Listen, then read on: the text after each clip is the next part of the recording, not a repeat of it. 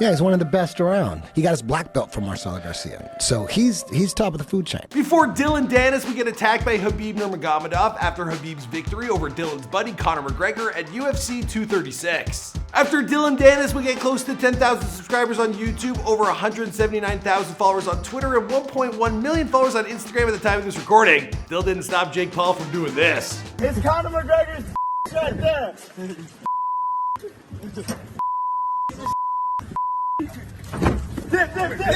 Dillon Danis transitioned from the world of jiu-jitsu to the world of MMA, where his record is 2-0, and he's been mixing it up with personalities like Conor McGregor, Khabib, and more recently Jake Paul. Now by now you've likely heard the news about his beef, and it's been going on for years. Now we actually spoke about this earlier today on an episode of Famous News. Let's roll a clip.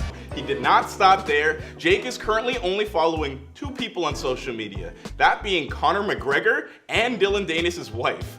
Oh, the flagrancy, oh, the disrespect is absolutely astronomical. Now for those of you who don't know, we started a new channel titled Famous News, and Clyde is one of 2 hosts over there. Now he'll be helping me out in this video breaking down the more recent events. Now if you clicked on this video, you probably don't know exactly who Dillon Danis is. Now I ain't gonna be picking sides, or I don't really want to get into the nitty gritty. A lot of guys hate him, but what I will give you is an unbiased biography. In fact, Dillon, he actually reached out to me a couple years back and he helped me with answering a bunch of our questions, so we got a ton to get through. What's going on, guys? It's your boy Michael McCrudden back at it again with a brand new Before They Were Famous video. Now, if you want to stay up to date on breaking news 24/7, be sure to check out our new channel, Famous News. Links down below. All right, now let's get into Dillon Danis.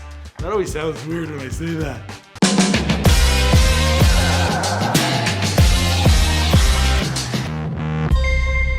Hey, be sure to subscribe and hit that bell. Boom! Dillon Danis was born on August 22nd, 1993 in Morristown, New Jersey. Now Dillon, he stuck around the Jersey area for most of his youth, and he was raised in areas known as Parsippany and Dover. Now for the most part, well, he recalls his childhood as being a good time, but he claims in his neighborhood it was rough and that you had to stay on your toes at all times to defend yourself. He grew up attending St. Christopher Elementary School before moving on to Brooklyn Middle School and Parsippany High School. Now Dillon doesn't exactly have fond memories of his time at any of those places. Now he was somewhat of a troublemaker, and he proudly boasts that he received the most write-ups in Brooklyn Middle School history. And that's apparently like something he carried on with him to high school as well. So the guy's always been a bit of a jerk. Now apparently it turns out that Danis, he wasn't that great of a student. All he really wanted to do was go home and train and then sleep and train some more. Now as he got older, his taste, they became more refined. Now he discovered Brazilian Jiu-Jitsu world champion Leonardo Lowe as well as Marcelo Garcia, and he quickly took to absorbing their fights. And then as Dillon grew older, well, he began studying more and more fighters like Conor McGregor, Prince Nassim, and even Bruce Lee. Now Dillon practiced what he learned on the streets, and then by the time he was 15, well, he decided that he wanted to train in jiu-jitsu. His first instructor, Jamie Cruz, he helped him get started, and with the support and encouragement of the people around him in the gym, well, Dillon, he began training to become the fighter he always knew he could be. Now after high school, he abandoned his education and he took to training full-time. Now there was no time for partying, no time for girls, no time for the clubs, just living and breathing the mats each and every day. I create, I conquer, I hold the power. I'm a thinker. I crave victory. I do not give up. Now at 19, he moved to New York City to train with one of his inspirations, jiu-jitsu legend Marcelo Garcia. From 2012 to 2015, well, Dillon, he racked up dozens of medals from regional to international competitions as he moved up the ranks of belt colors from purple to brown. Now in 2014 alone, he took home the gold medal in both his weight class and the absolute for open weight division at the IBJJF in New York. That was at the Summer Open, and he did so again at both the IBJJF Pan American and the IBJJF Pan American No G Championships. I don't know, I probably butchered some of those names. I don't know these things, I'm just educating you guys. His most notable performance took place in Dallas that same year when he became world champion, not once or twice, but thrice. And he won his first weight class in the G division, but also 2 gold medals in the non-G division as well. So I know, like, Jake Paul does a lot of talking, but apparently this guy, he knows his stuff. Now, as a result of his successful Marcelo, he awarded Dillon his black belt in jiu-jitsu, signaling the beginning of his journey to the mountaintop of the sport. And while earning a black belt is often the biggest honor in the life of a jiu-jitsu practitioner, but it also comes with a gigantic challenge. Your opponents now, well, they're all creme de la creme. Now, as such, well, Dillon's black belt record, it's a mixed bag to say the least. His overall record is 18-16 according to the BJJ Heroes database, but in his defense, well, he faced the slew of absolutely killer opponents. With a less than stellar record in his black belt bouts, well, Dillon decided to mix things up and enter the world of MMA. In fact, his ties to MMA, they go back to 2016 when he hooked up with Conor McGregor for the very first time. Now that was the same year he was invited to become a coach and grappling partner for the now infamous UFC fighter before Conor's fight with Nate Diaz at UFC 202. Now the two had struck up a friendship on Instagram when Dillon asked Conor point blank if he could train with him. Now McGregor agreed, and the two, they quickly formed a tight bond, and now they're often seen side by side all the time on social media. Now Dillon entered the world of MMA fighting for himself in a bout at Bellator 198 in April of 2018 against Kyle Walker. Danis looking for the leg lock, looking for that knee bar. All he needs to do is take his time with what he has right here.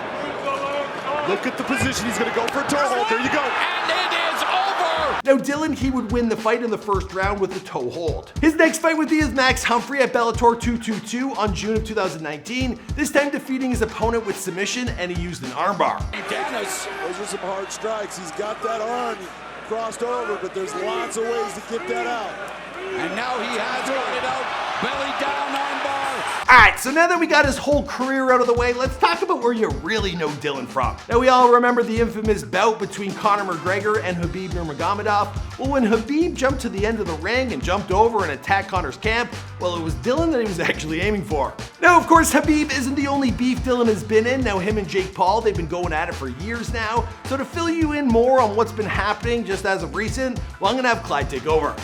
Michael, my guy, appreciate it.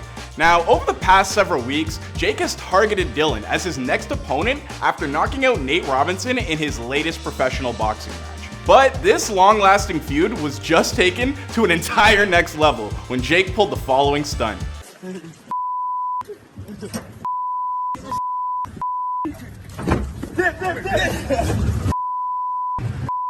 Wow, this man came with the toilet paper.